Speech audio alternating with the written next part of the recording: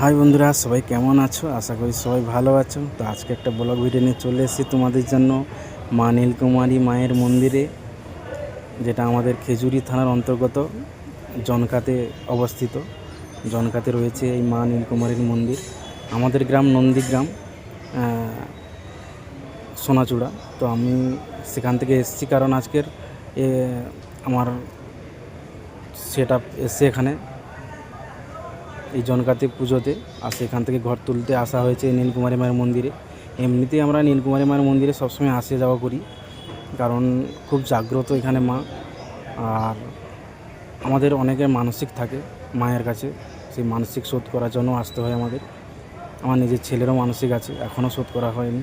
আসবো একদিন মায়ের কাছে শোধ করতে মানসিক। মা কীরকম গাছতলাতে আছে দেখো। মায়ের যে ভক্তরা রয়েছে চাইলেই